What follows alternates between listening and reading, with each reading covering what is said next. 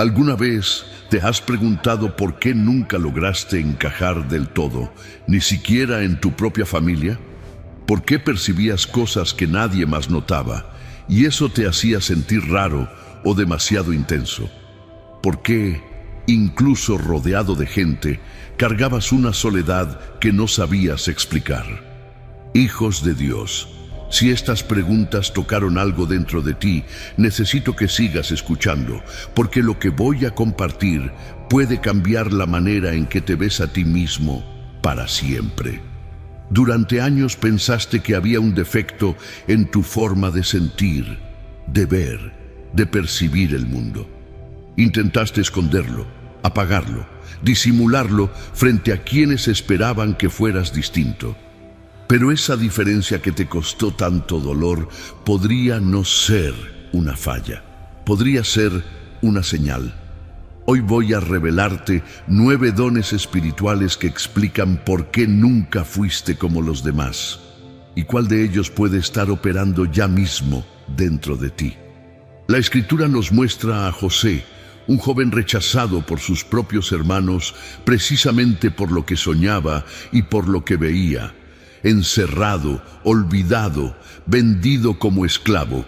Y sin embargo, ese mismo don que lo hizo diferente terminó colocándolo en el palacio para salvar a toda una nación. Escribe en los comentarios: soy elegido y ahora lo entiendo. Percibías cosas que los demás ignoraban por completo y sentías emociones tan profundas que parecías el único despierto en un cuarto lleno de personas dormidas. ¿Cuántas veces intentaste esconder partes de ti mismo para evitar el rechazo? Familia, muchos de ustedes sonrieron cuando querían llorar, callaron cuando querían advertir y con el tiempo llegaron a pensar que su sensibilidad, su intensidad o su forma de ver el mundo era simplemente un defecto de fábrica. Pero la verdadera razón por la que nunca encajaste podría ser completamente distinta a lo que siempre creíste. No estabas fallando al intentar ser normal. Estabas intentando ocupar un lugar que nunca fue creado para ti. Piensa en tu propia vida por un momento. Lo que te separó de los demás, lo que te hizo sentir fuera de lugar en fiestas y reuniones familiares, puede ser precisamente la primera evidencia de que llevas algo poco común. Y muchas veces ese rechazo no vino de extraños, sino de tu propia casa. Fue tu propia familia la que primero te pidió que bajaras la voz, que dejaras de exagerar, que fueras un poco más como tus hermanos. Ese fue el primer lugar donde aprendiste a esconderte, mucho antes de que el mundo tuviera oportunidad de rechazarte también. Imagina caminar por un pasillo lleno de espejos comunes y detenerte frente a uno que refleja algo distinto, algo que los demás espejos no pueden mostrar. Así ha sido tu vida, un reflejo distinto en medio de espejos comunes. Pero existe algo aún más desconcertante que sentirte diferente. Existe la experiencia de cargar algo que otros ni siquiera pueden ver. No toda persona solitaria es un elegido, pero muchos elegidos atravesaron temporadas profundas de aislamiento. ¿Te has preguntado por qué el rechazo llegó justamente cuando más auténtico estabas siendo? La diferencia no está en sentirte superior, sino en percibir dimensiones de la realidad que otros no reconocen. Te llamaron exagerado porque no sentían lo que tú sentías. Te llamaron desconfiado porque no percibían lo que tú percibías. Te llamaron demasiado intenso porque nunca vieron la batalla que se desarrollaba dentro de ti, en silencio, noche tras noche. Piensa en ese grupo de amigos donde siempre fuiste el raro, o en ese trabajo donde tus advertencias fueron ignoradas hasta que el problema explotó exactamente como lo habías dicho. No fue casualidad. Era percepción funcionando sin que nadie le hubiera puesto nombre todavía. Pueblo de Dios, el rechazo no siempre demuestra que estás equivocado. Algunas veces revela que estás mostrando algo que incomoda. Tu diferencia no debe alimentar tu ego, sino llevarte a investigar tu verdadera responsabilidad. Dale me gusta, porque al hacerlo, estás declarando que ya no te avergüenzas de tu diferencia. Esto no significa que tengas los 9 dones, ni que cada emoción que sientas sea automáticamente una señal divina. El objetivo de este mensaje no es atribuir significado espiritual a todo lo que te sucede, sino ayudarte a reconocer patrones. Guerreros de oración deben observar qué experiencias vuelven una y otra vez, qué resultados producen y hacia dónde los conducen con el tiempo. A medida que aparezcan los 9 dones, quiero que lleven una cuenta personal, en silencio, dentro de su corazón. No se pregunten solamente, ¿cuántos tengo? Pregúntense más bien, ¿qué responsabilidad acompaña a lo que tengo? El número no determina tu importancia ante Dios. La forma en que administras lo recibido revela tu madurez. No necesitas forzar ninguno de estos dones para que se activen. La mayoría no llega en un altar ni en una vigilia especial. Llega en lo cotidiano, en una conversación común, en una noche cualquiera, cuando menos lo esperas y cuando más lo necesitas. El último don de esta lista será el más pesado, el más oculto y el que más claramente explica por qué tu vida nunca fue sencilla. Entras en un lugar y sientes que el ambiente cambió antes de que alguien diga una palabra. ¿Alguna vez notaste una contradicción entre las palabras de alguien y su verdadera intención, aunque nadie más lo percibiera? Puedes notar manipulación u hostilidad antes de que exista una prueba visible. Tu cuerpo reacciona con tensión en el pecho, escalofríos en la piel, una sensación de advertencia que sube desde el estómago como una alarma silenciosa que nadie más escucha. Familia. Muchas veces ignoraste esa percepción para no parecer desconfiado y después descubriste que tenías razón. Tal vez fue ese negocio que todos te aconsejaron aceptar y que tú rechazaste sin poder explicar por qué. Y meses después viste cómo se derrumbaba exactamente como lo habías presentido. Recordemos a David, donde otros vieron solo un gigante invencible. Él vio una blasfemia que debía ser confrontada y sintió una claridad que venía de Dios. La misión de este don es proteger y revelar, nunca alimentar sospechas. Pero existe un don todavía más desconcertante, aquel que comienza a hablar cuando tu mente consciente se apaga por completo. Recuerdas ciertos sueños con una claridad que no parece normal. ¿Has soñado con personas, lugares o acontecimientos que después aparecieron exactamente en tu vida? Despiertas repetidamente a la misma hora exacta, sin razón aparente.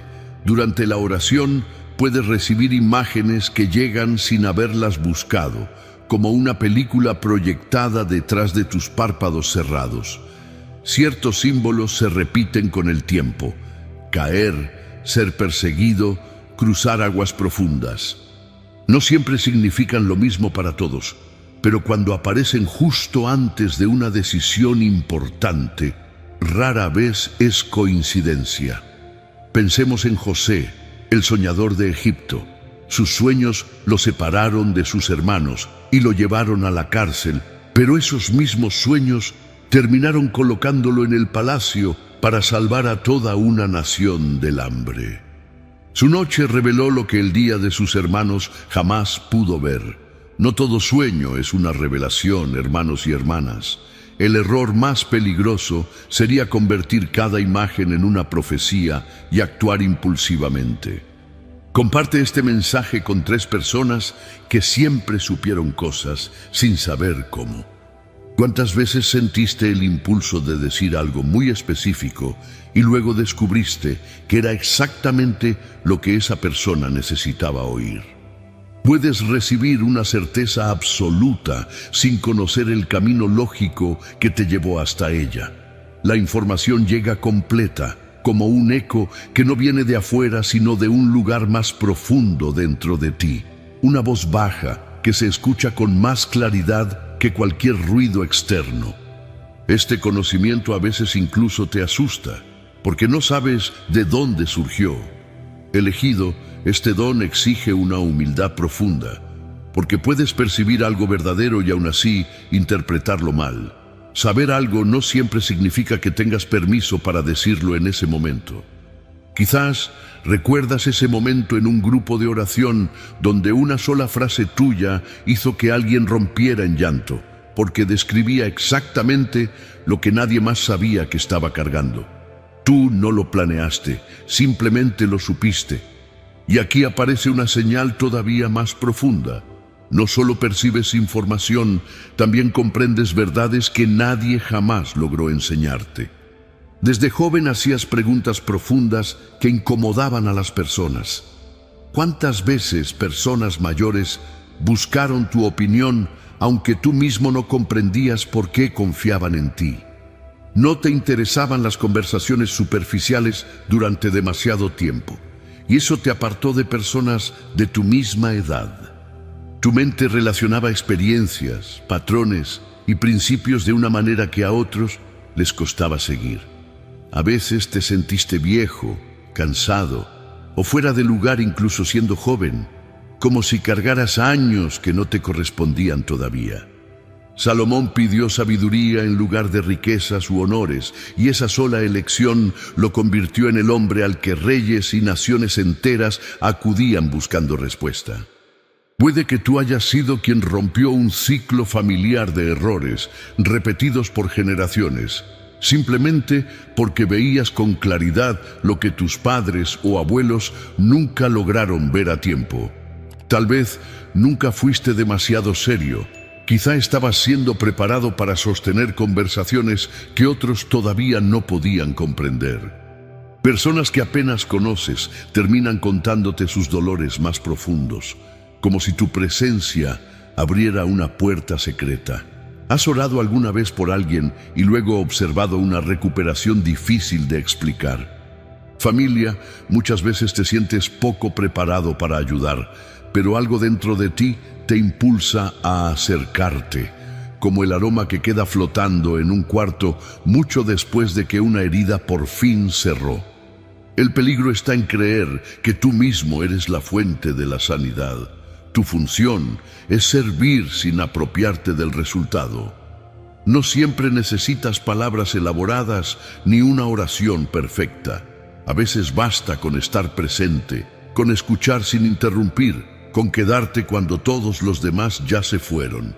Esa simple permanencia ya es parte del don operando. Escribe en los comentarios la palabra instrumento. Si alguna vez oraste por alguien y viste un cambio que no puedes explicar.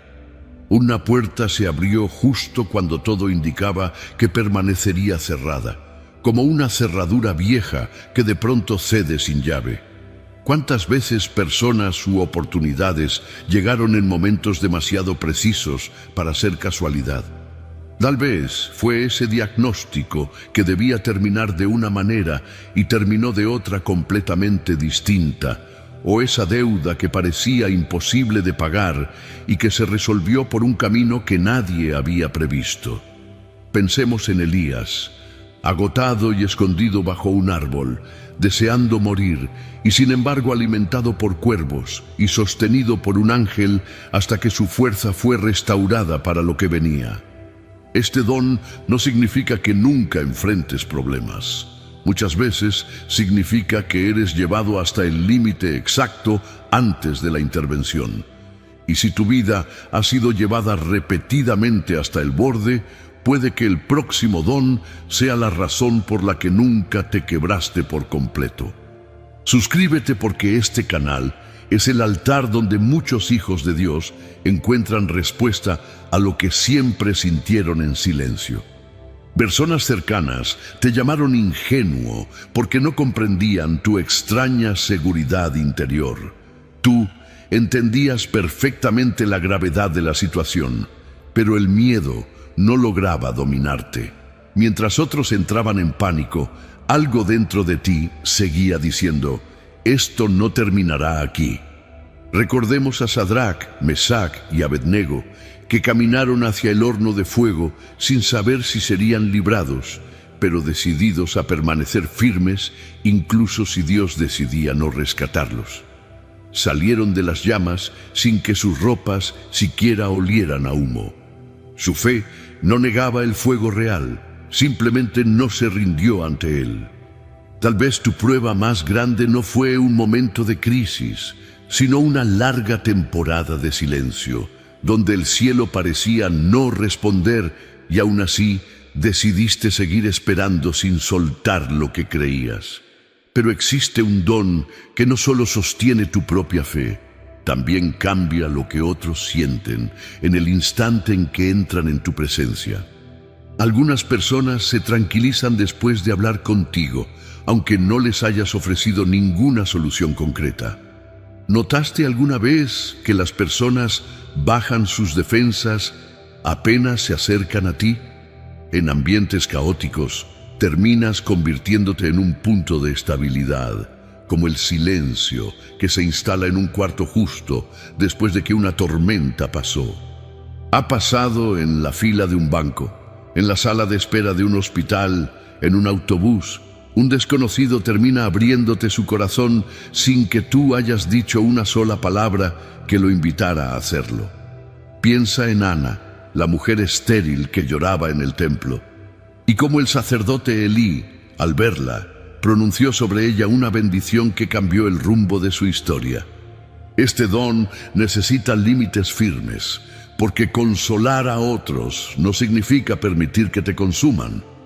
Escribe en los comentarios desde qué país, ciudad y a qué hora estás recibiendo este mensaje. Así veremos cómo el Espíritu Santo está uniendo a los elegidos alrededor del mundo, y cada comentario será un testimonio vivo de que no estamos solos en esta batalla. ¿Has llorado por personas que ni siquiera conoces personalmente? ¿Alguna vez despertaste de madrugada con una urgencia inexplicable por orar por alguien específico? Muchos elegidos cuentan la misma historia: despertar exactamente a las 3 de la madrugada, sin razón, y luego descubrir que en ese instante alguien atravesaba su peor momento. Sientes el dolor de los demás con una intensidad que puede llegar a agotarte, y durante mucho tiempo pensaste que esta sensibilidad era una debilidad. Guerreros de oración, la intercesión ocurre muchas veces en secreto, sin reconocimiento y sin resultados inmediatos visibles. Recordemos a Moisés, subiendo la montaña a interceder por un pueblo que ni siquiera merecía su defensa, sosteniendo sus brazos en alto hasta el agotamiento total, mientras otros lo sostenían a él hasta que la batalla finalmente se ganó. Es uno de los dones más pesados porque exige sentir profundamente sin quedar destruido por lo que se siente. Tal vez nunca fuiste demasiado sensible. Tal vez estabas sintiendo dolores que otros simplemente no tenían la capacidad de cargar. El discernimiento hizo que vieras problemas que todos preferían ignorar. Los sueños hicieron que hablaras de cosas difíciles de explicar. La sanidad atrajo hacia ti personas heridas que descargaron sus dolores sobre tus hombros. La fe hizo que permanecieras firme cuando todos te aconsejaban abandonar. ¿Te das cuenta de que cada don creó una distancia entre tu experiencia interior y la de quienes te rodeaban? Las personas no rechazaron tu esencia.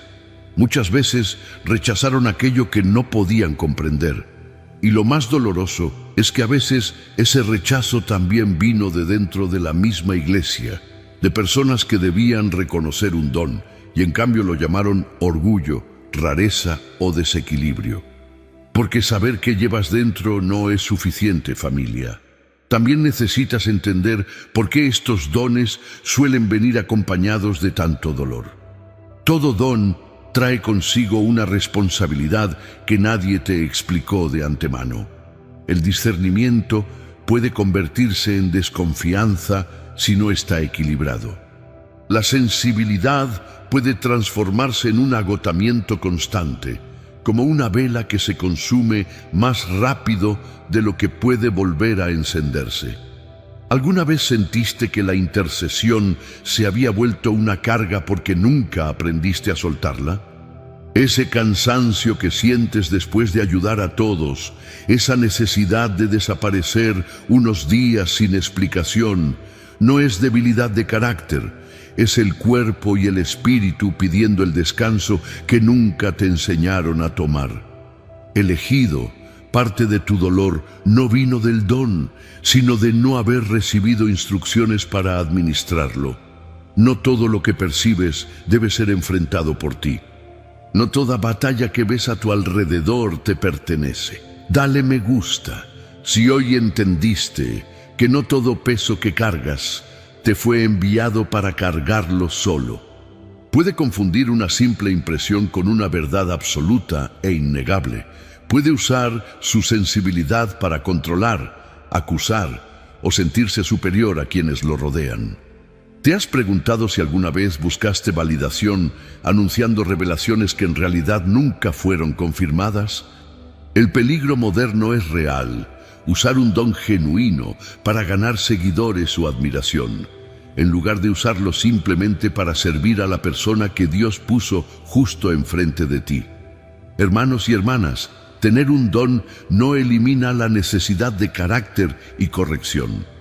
Pensemos en Saulo de Tarso, un hombre de enorme celo espiritual que usó su intensidad para perseguir en lugar de servir, hasta que fue detenido en el camino a Damasco y transformado en Pablo, el mismo fuego ahora puesto al servicio correcto.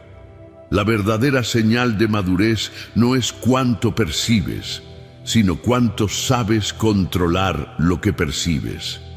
Entonces, ¿cómo se activa un don sin convertirlo en una fuente de confusión, orgullo o agotamiento? Primer paso: reconoce el don sin construir una identidad de superioridad. Observa con honestidad cómo se manifiesta y qué fruto produce. Reconocer un don elegido significa aceptar una responsabilidad. Segundo paso: lleva primero a Dios todo lo que percibes. Antes de hablar o actuar, busca claridad en oración. Pide confirmación antes de convertir una impresión en una dirección de vida. Escribir lo que percibes, aunque sea en unas pocas líneas, te ayuda a distinguir con el tiempo qué impresiones se cumplieron y cuáles solo eran ansiedad disfrazada de revelación. Tercer paso: úsalo para servir, nunca para recibir atención. ¿Estás dispuesto a que tu don deje de girar alrededor de ti mismo? Cuando un don solo te beneficia a ti, se transforma en una carga. Cuando comienza a beneficiar a otros, se convierte en un verdadero llamado. Comparte este mensaje con alguien que necesita dar ese primer paso hoy. La misión que llevas dentro no siempre será una plataforma o un reconocimiento público. ¿Te has preguntado cuántas veces tu diferencia ya sirvió a alguien sin que tú lo notaras? Quizás fue una palabra breve, dicha sin pensarlo demasiado, que sostuvo a alguien en el peor día de su vida y nunca llegaste a enterarte de cuánto significó. Tu discernimiento puede proteger a personas que todavía no detectan el peligro que las rodea. Tus sueños pueden impulsarte a orar antes de que una crisis termine de manifestarse. Tu capacidad de sanar puede devolver esperanza a quien ya había dejado de creer. Tu intercesión puede abrir caminos para personas que nunca conocerán tu nombre. Pueblo de Dios, no fueron apartados para vivir aislados, sino para llevar algo diferente a lugares donde todos piensan exactamente igual, como una sola luz encendida en una calle donde todas las demás casas ya se durmieron. Y ahora llega la revelación que puede cambiar para siempre la forma en que ves cada cicatriz que te trajo hasta aquí. Las críticas que recibiste durante años nunca definieron realmente quién eras tú. Las personas que te llamaron extraño solo estaban observando algo que no sabían cómo interpretar. No eras débil por sentir tan profundamente lo que otros ni siquiera notaban. No eras ingenuo por continuar creyendo cuando todo parecía perdido a tu alrededor. No estabas roto por necesitar largos periodos de soledad para recuperarte. Cada experiencia difícil estaba formando en silencio una capacidad que ahora debes aprender a administrar con sabiduría. ¿Estás listo para dejar de esconderte y empezar a administrar lo que Dios puso en ti? Tu pasado puede explicar tu sensibilidad, familia, pero ya no debe continuar gobernándola. Ya no necesitas esconderte para conservar la aceptación de personas que solo te aceptaban disminuido. La pregunta final ya no es ¿por qué nunca encajé? La verdadera pregunta ahora es ¿qué haré con aquello que fui preparado para cargar? Tal vez pasaste años pensando que había algo equivocado en ti, pero no fuiste creado para desaparecer dentro de la multitud, hermano, hermana. Lo que te hizo sentir diferente puede ser exactamente lo que alguien más necesitará para sobrevivir a su momento más oscuro. No fuiste elegido para sentirte superior a nadie. Fuiste elegido para servir con aquello que pocos tienen la capacidad de cargar. Dale me gusta a este mensaje, porque al hacerlo estás declarando que ya conoces el don que Dios puso en ti. Comparte este video con alguien que también ha sentido que nunca encajó del todo. Suscríbete a este canal, porque aquí seguiremos revelando verdades que pocos se atreven a enseñar. Y ahora, guerreros de oración, escriban en los comentarios el número del don que más se parece a su historia, porque quiero ver cómo el Espíritu Santo está despertando a los elegidos en cada rincón del mundo. Cada comentario será un testimonio vivo de que no están solos en esta batalla. Gracias por quedarte hasta el final, familia. Que Dios te bendiga y que tu verdadera misión comience hoy mismo. Elegidos de Dios, lo que están a punto de escuchar no es un video más, no es contenido religioso de relleno para llenar un espacio en su pantalla. Es una revelación directa que va a cambiar para siempre la manera en que ustedes leen el Apocalipsis. Si ustedes no son creyentes de Cristo, si no tienen hambre por las cosas profundas del Espíritu, es probable que este mensaje les resulte extraño, incómodo, y que ni siquiera lleguen hasta el final, porque esta enseñanza es exclusivamente para el pueblo escogido, para aquellos que Dios ya marcó desde antes de la fundación del mundo. Familia, en el capítulo 7 del Apocalipsis aparece un número que la mayoría de los predicadores mencionan de pasadita, como si fuera un simple dato: 144,000. Ese número aparece rodeado de terremotos, de oscuridad, de una tormenta que está a punto de desatarse sobre toda la tierra. Ahí están, de pie, sellados, esperando en medio de la amenaza más grande que la humanidad haya conocido. Pero clarito, mi gente, ese mismo grupo vuelve a aparecer en el capítulo 14 y ya no están esperando bajo la amenaza. Están de pie sobre el monte Sión, junto al Cordero, cantando un cántico que ningún otro ser en el cielo puede aprender, ni los ángeles, ni los 24 ancianos, ni los 4 seres vivientes. Entre esas 2 escenas ocurrió algo, hermano, hermana, algo que Juan no explica con palabras directas, pero que dejó escrito en cada detalle, en cada silencio, en cada nombre que aparece y en cada nombre que misteriosamente desaparece de una lista que debería ser idéntica a todas las demás listas de las 12 tribus, y sin embargo no lo es. Y hoy vamos a abrir la pregunta que sostiene todo este mensaje de principio a fin. Papobo, ¿qué tuvieron que atravesar los 144,000 para pasar de ser protegidos antes de la tormenta a ser victoriosos cantando delante del trono? Porque déjenme decirles algo con toda la autoridad que el Espíritu Santo me ha dado para hablarles hoy. La respuesta a esa pregunta no es solamente sobre ellos, es sobre cada uno de ustedes que me está escuchando en este momento. Les prometo, familia, que las pistas que vamos a descubrir hoy están escondidas en detalles que la mayoría de las personas lee demasiado rápido, sin detenerse jamás a preguntar por qué el Espíritu Santo puso esa palabra ahí y no otra, por qué ese nombre desapareció y aquel otro fue movido de lugar. Quédense conmigo, porque lo que Dios me mostró al estudiar este pasaje me quitó el aliento por completo. Y estoy plenamente convencido de que cuando terminen de escuchar este mensaje, ya no van a poder leer el Apocalipsis de la misma manera nunca más. Si sienten que este mensaje ya está tocando su espíritu desde este primer minuto, denle like ahorita mismo como una primera declaración de fe delante de los cielos, porque lo que viene después va a requerir toda su atención. Porque antes de mostrarles quiénes son los sellados, familia, tienen que ver primero de qué exactamente están siendo sellados. Antes de entrar directamente a los 144,000, familia, tenemos que sentir el peso completo del momento en el que ellos aparecen, porque muchos de ustedes están viviendo exactamente ese mismo peso ahorita mismo, en este preciso instante en el que me están escuchando. El capítulo 6 del Apocalipsis describe la apertura del sexto sello. Hay un gran terremoto.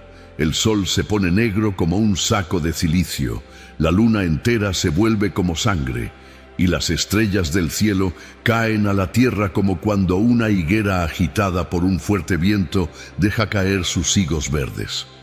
El cielo mismo se desvanece como un pergamino que se enrolla, y todo monte y toda isla son removidos de su lugar.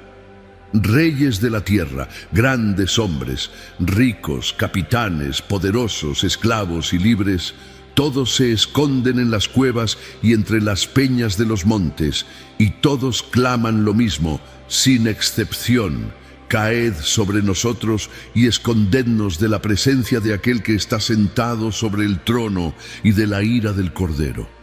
Hermano, hermana, ¿cuántos de ustedes se han sentido exactamente así en algún momento de su vida? Como si el mundo entero se estuviera sacudiendo debajo de sus pies sin previo aviso, como si la oscuridad se hubiera tragado por completo la luz que antes tenían. Algunos de ustedes han perdido un trabajo que sostenía a toda su familia y no saben cómo van a pagar la renta del próximo mes. Otros han visto un matrimonio quebrarse en pedazos que ya no saben cómo unir, por más que oran, por más que lloran en silencio. Hay quienes han estado sentados en una sala de hospital, escuchando un diagnóstico que les cambió la vida en un solo segundo, un diagnóstico que todavía no saben cómo explicarle a sus hijos. Hay quienes se han preguntado en la madrugada, cuando nadie más los ve llorar, cuando la casa está en completo silencio: Dios, ¿todavía me ves? ¿Todavía te importa lo que me está pasando? ¿O ya te olvidaste de mí? El capítulo 6 termina con una pregunta que estremece hasta los huesos. ¿Quién podrá mantenerse en pie? Esa no es una pregunta retórica, familia, y quiero que la sientan en todo su peso. Es la misma pregunta que atravesó la historia de José, vendido por sus propios hermanos, arrastrado a una cárcel de Egipto sin haber cometido ningún delito, olvidado durante años por el copero al que le había interpretado un sueño. Es la pregunta que atravesó a Moisés, huyendo al desierto después de haberlo perdido absolutamente todo, cuidando ovejas ajenas durante 40 largos años, preguntándose en silencio si Dios se había olvidado por completo de su llamado. Es la pregunta que atravesó a Job, sentado sobre cenizas, habiendo perdido a sus hijos, su salud y toda su fortuna en un solo día devastador, mientras sus propios amigos, en lugar de consolarlo, lo acusaban de haber pecado en secreto. Y el capítulo 7 del Apocalipsis no cambia de tema, mi gente, no se va por otro lado. responde exactamente a esa pregunta que quedó flotando en el aire. La Escritura declara clarito en Apocalipsis 7:1: Después de esto vi a 4 ángeles en pie sobre los 4 ángulos de la tierra, que detenían los 4 vientos de la tierra, para que no soplase viento alguno sobre la tierra, ni sobre el mar, ni sobre ningún árbol. Los 144,000 aparecen como la respuesta directa de Dios sobre quién puede permanecer de pie cuando todo lo demás se derrumba alrededor sin misericordia. Y quiero que se lleven esto bien clarito en su corazón el día de hoy. La pregunta central de este mensaje no es solamente quiénes son ellos. La pregunta central es ¿qué clase de persona permanece de pie cuando la presión saca a la luz lo que realmente hay escondido dentro del corazón? Porque la tormenta jamás pregunta si ustedes están listos. La tormenta solamente revela lo que ya eran ustedes antes de que ella llegara a tocar su puerta. Pero, familia, hay algo en ese mismo versículo que casi nadie predica, y es justo ahí donde empieza el verdadero misterio. Ahora, familia, préstenme toda su atención, porque aquí es donde empieza a abrirse verdaderamente el misterio. Antes de que la destrucción sea liberada sobre la tierra, el mismo capítulo 7 presenta a estos 4 ángeles deteniendo los 4 vientos, y el texto continúa diciendo: Vi también a otro ángel que subía de donde sale el sol, y tenía el sello del Dios vivo, y clamó a gran voz a los 4 ángeles, a quienes se les había dado el poder de hacer daño a la tierra y al mar, diciendo: No hagáis daño a la tierra, ni al mar, ni a los árboles, hasta que hayamos sellado en sus frentes a los siervos de nuestro Dios. Deténganse un segundo a pensar en esto con toda seriedad. Dios no pierde jamás el control durante el juicio. Existe orden, existe límite, existe propósito divino, incluso en medio del caos más grande que la humanidad haya presenciado. Y antes de permitir que la crisis avance un solo paso más, Dios se detiene a identificar personalmente a los que le pertenecen. Esa es la primera gran revelación que quiero que reciban hoy, la primera capa de este misterio. La tormenta no comienza hasta que los elegidos son reconocidos por el cielo. Pero clarito, familia, eso no significa que el sello garantice automáticamente una vida sin ningún tipo de sufrimiento. Muchos predicadores enseñan el sello como si fuera un amuleto mágico de protección total contra cualquier dificultad. Y eso, mi gente, no es exactamente lo que el texto está diciendo. En el mundo antiguo, un sello representaba propiedad, autoridad, autenticidad e identidad completa. El mensaje central del sello no es simplemente estas personas van a estar seguras de todo mal. El mensaje central, mucho más profundo, es estas personas le pertenecen a Dios de manera absoluta. Ese sello revela quién tiene autoridad sobre la mente, sobre las decisiones, sobre la lealtad completa de cada individuo sellado. No es una marca externa sin consecuencias reales. Es una identidad que define exactamente cómo va a reaccionar esa persona el día en que la presión finalmente llegue. Y aquí tengo que confrontarlos con amor, familia, porque el amor verdadero también confronta. Muchos de ustedes quieren la protección del sello de Dios, pero al mismo tiempo no quieren vivir bajo la autoridad completa del dueño de ese sello. Quieren la bendición sin el señorío, quieren el escudo sin la obediencia diaria. Y la pregunta que el Espíritu Santo pone hoy delante de ustedes, sin rodeos, es esta: ¿es posible pedir la protección de Dios mientras el corazón le sigue perteneciendo interiormente a otro sistema, a otro amo, a otro Dios silencioso que nadie más ve? Esto, familia, nos lleva directamente al corazón de la guerra espiritual, porque no estamos hablando solamente de símbolos religiosos antiguos guardados en un libro. Estamos hablando de una batalla real que se libra ahora mismo, en este mismo instante. por la lealtad completa de cada uno de ustedes. La palabra lo declara bien clarito en Efesios 6:12, porque no tenemos lucha contra sangre y carne, sino contra principados, contra potestades, contra los gobernadores de las tinieblas de este siglo, contra huestes espirituales de maldad en las regiones celestes. Esto no es una guerra contra personas de carne y hueso, hermano, hermana.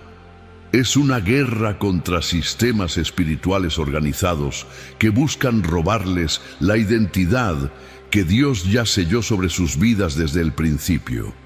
Y aquí es donde entra el número mismo que da nombre a todo este mensaje: 144,000. Ese número fue construido con una precisión que no es casualidad ni coincidencia literaria. Surge de 12 multiplicado por 12, y después ese resultado multiplicado por 1000. El 12 representa, en toda la narrativa bíblica, al pueblo completo de Dios. 12 tribus de Israel en el Antiguo Testamento, 12 apóstoles del Cordero en el Nuevo Testamento. La repetición exacta del 12 amplifica la idea de orden perfecto, de plenitud, de totalidad absoluta sin ningún faltante. El 1000 intensifica todavía más la imagen de una multitud organizada, disciplinada, completa hasta el último de sus miembros. Ese número le está diciendo al lector algo profundamente consolador.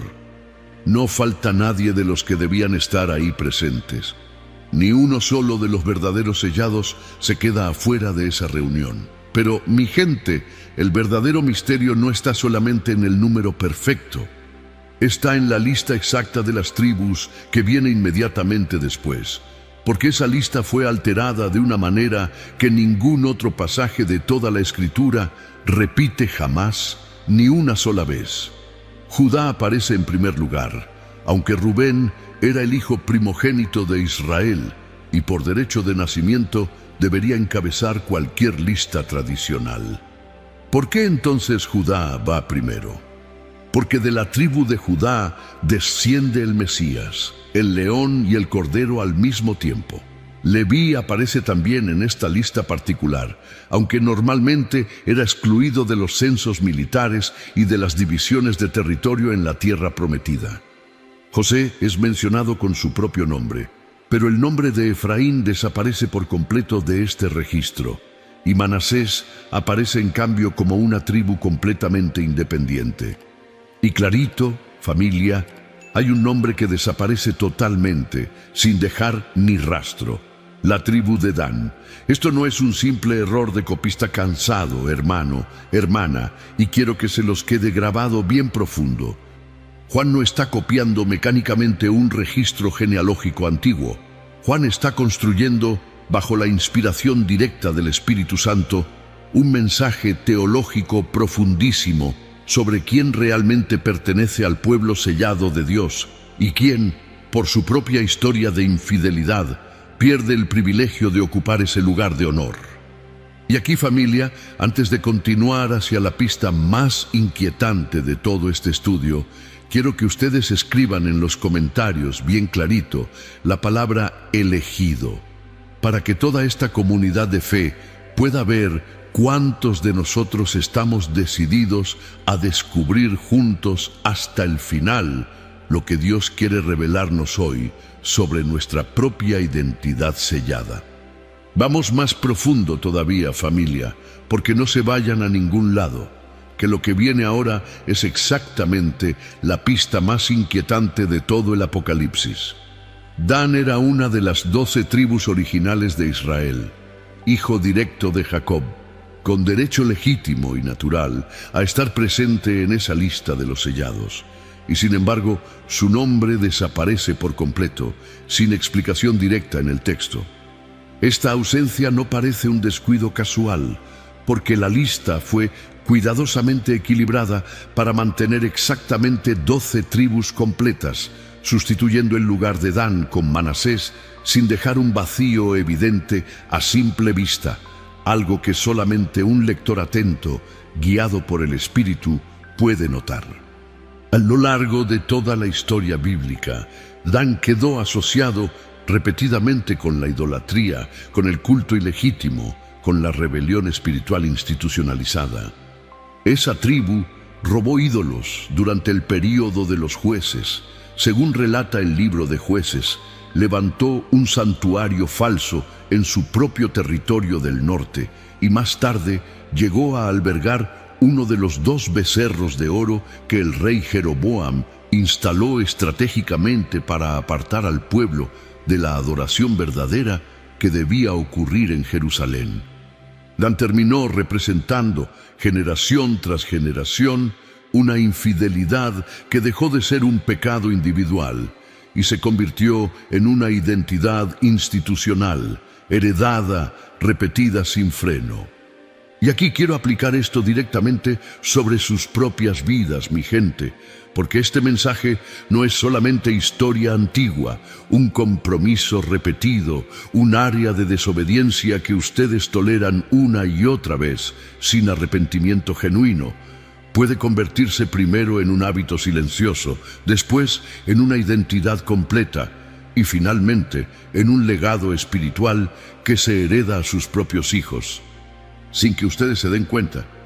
Por eso algunos padres de la iglesia antigua, como Ireneo y también Hipólito, relacionaron esta ausencia con una tradición muy antigua que sostenía que el anticristo surgiría precisamente de la tribu de Dan, conectando la imagen de la serpiente descrita en Génesis 49:17, donde Jacob profetiza sobre su hijo diciendo: «Será Dan serpiente junto al camino, víbora junto a la senda, que muerde los talones del caballo y hace caer hacia atrás al jinete», con la historia posterior de idolatría de esa misma tribu.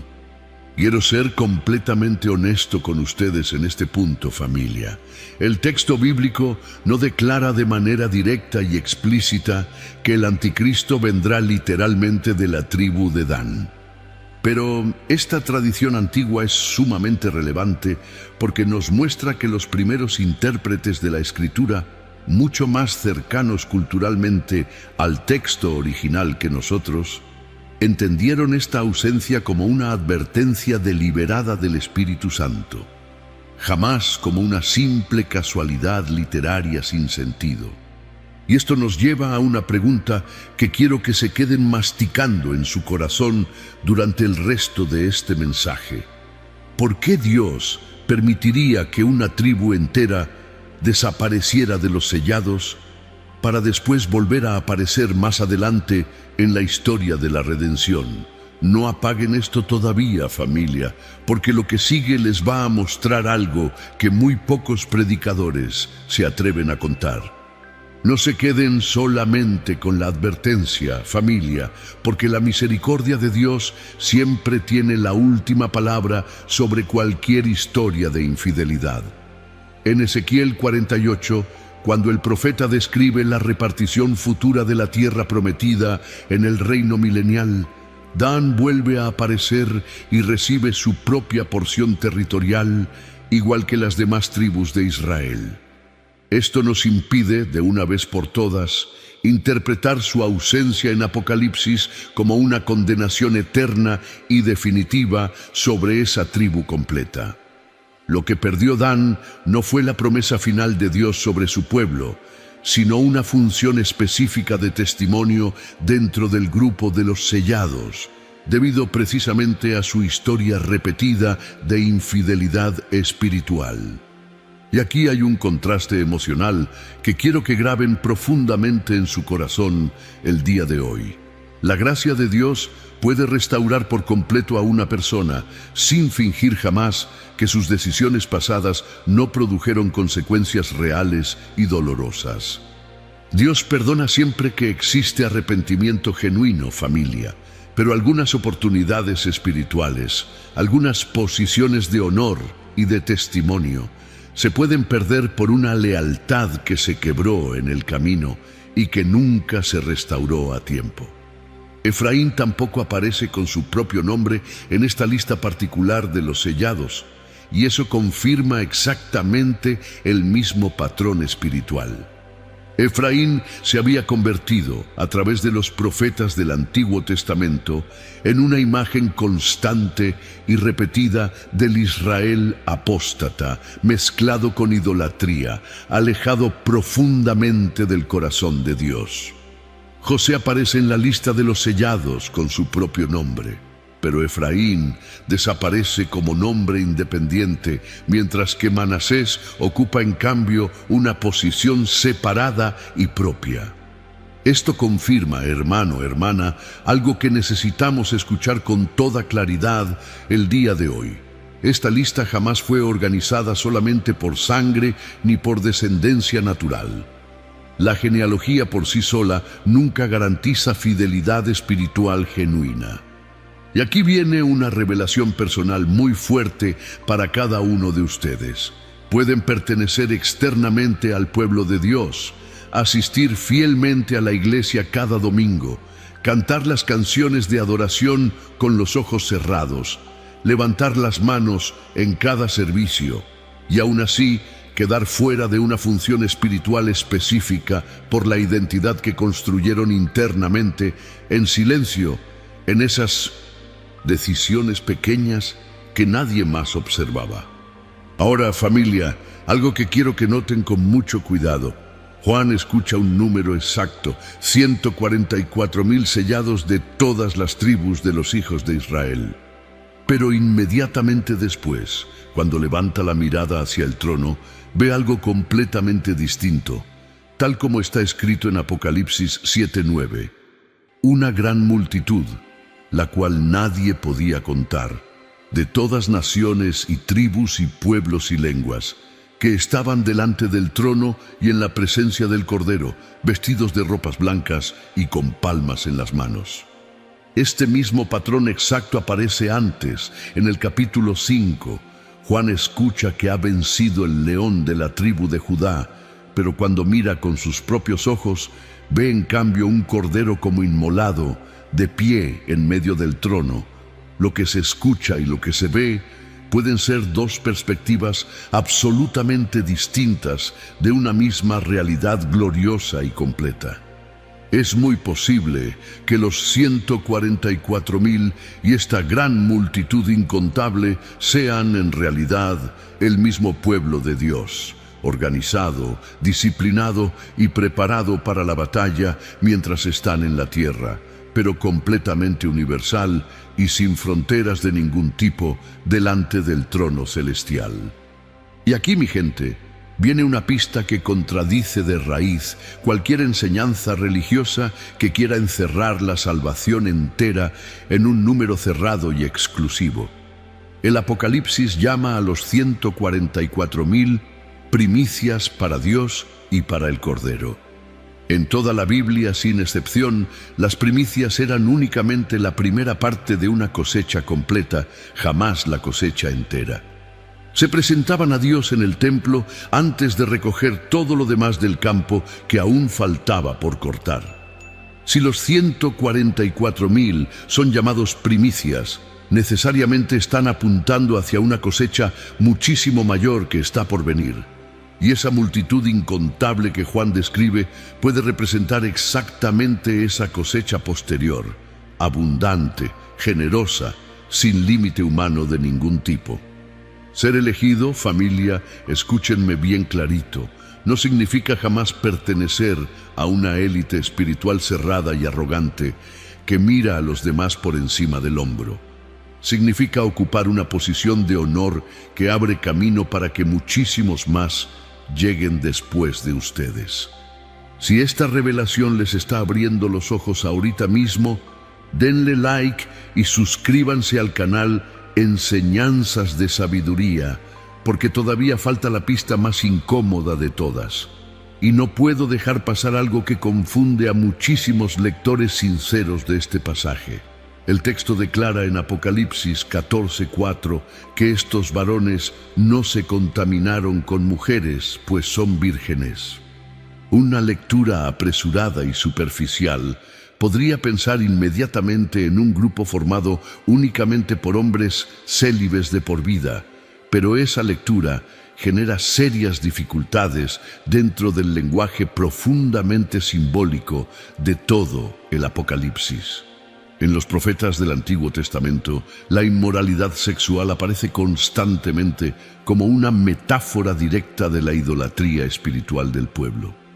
Babilonia misma es descrita más adelante en este mismo libro como una mujer seductora que arrastra a reyes y a naciones enteras hacia la ruina espiritual definitiva. No contaminarse, familia, significa entonces no entregar jamás la lealtad del corazón al sistema babilónico de este mundo presente. Su virginidad es completamente espiritual. Permanecieron íntegros, fieles, incorruptibles hasta el final, cuando todos los demás a su alrededor negociaban sus convicciones más profundas por simple comodidad o por miedo a perder algo terrenal. Familia, siento en mi espíritu que necesitamos detenernos aquí un momento, porque no todos van a llegar hasta el final de este mensaje, y precisamente los que se van antes de tiempo son los que más necesitaban escuchar exactamente esta parte. La verdadera pureza, hermano, hermana, no consiste solamente en evitar ciertos actos externos visibles ante los demás.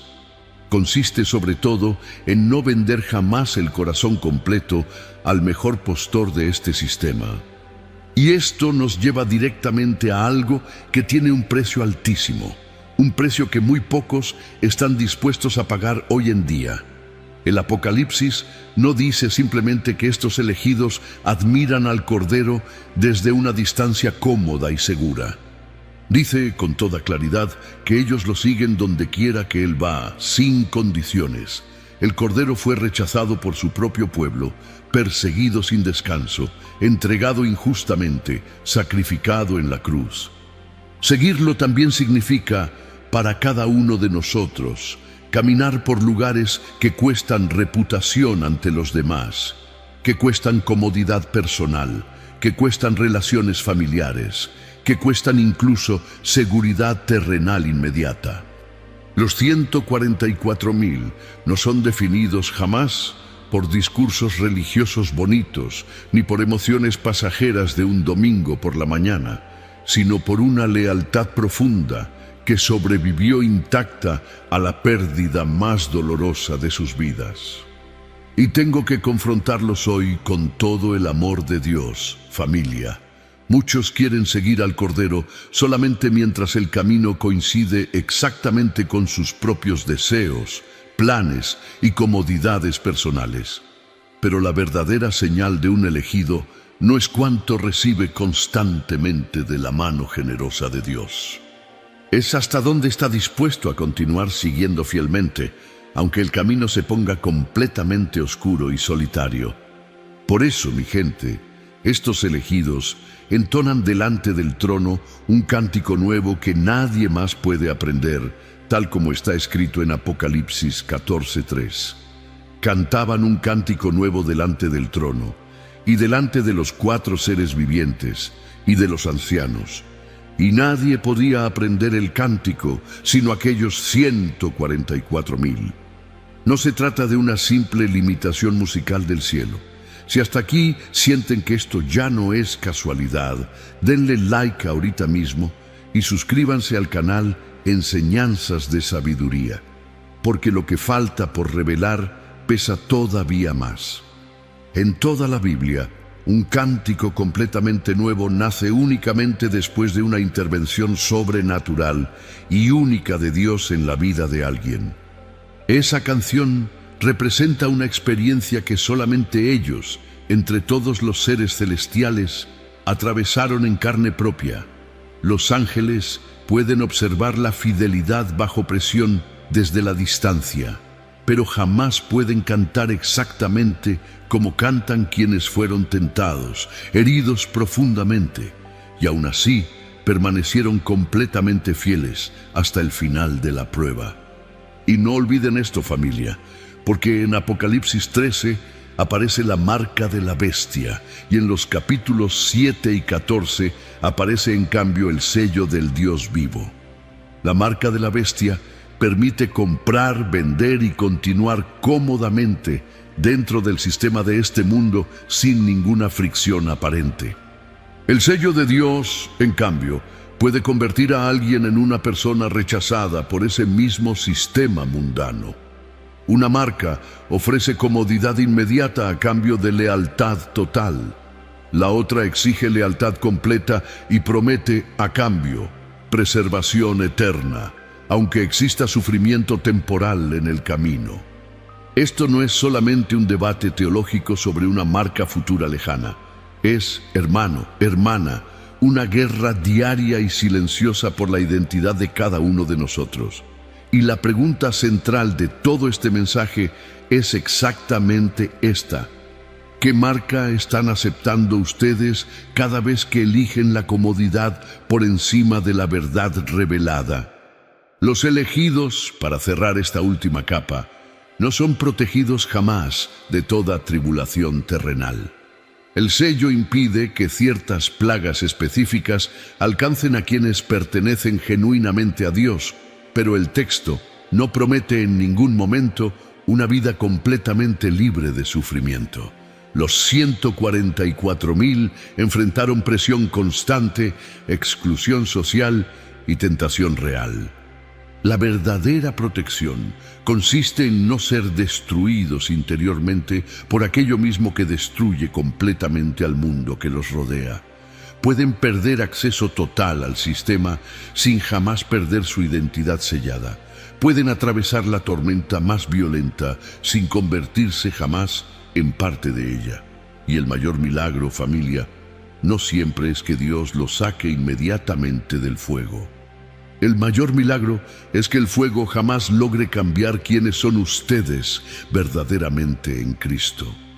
No se vayan todavía, porque lo que sigue ahora es una oración que va a romper cadenas generacionales que muchos de ustedes han cargado en silencio durante años enteros. Y familia, regreso directamente a la pregunta con la que comenzamos. ¿Qué tuvieron que atravesar los 144,000 para pasar de ser protegidos antes de la tormenta a ser victoriosos cantando delante del trono? Ya conocen la respuesta, y quiero que se las lleven grabadas en 3 palabras: sellados antes de la prueba, fieles durante la presión, victoriosos después de la tribulación. No negociaron su identidad, no fueron seducidos por Babilonia, siguieron al Cordero por el camino más difícil que existe. ¿Y ustedes, familia, están dispuestos a pagar ese mismo precio hoy? El mayor milagro no siempre es que Dios los saque del fuego, sino que el fuego jamás logre cambiar quiénes son ustedes en Cristo. Así que la pregunta final de todo este apocalipsis ya no es solamente quiénes son los 144,000, sino esta: ¿qué señal está siendo escrita ahorita mismo sobre tu propia vida? Si sienten ese llamado hoy, denle like, suscríbanse al canal Enseñanzas de Sabiduría, y si desean sembrar en esta obra, el enlace está fijado en los comentarios. Nos vemos en el siguiente mensaje, Elegidos de Dios.